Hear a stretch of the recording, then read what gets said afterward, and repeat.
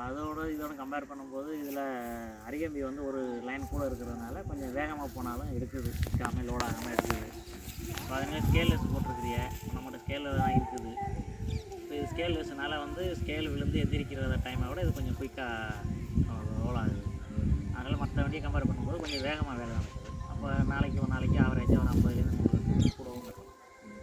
இறங்கி ஏறுறதுக்கு வேலை இல்லை. இதுதான்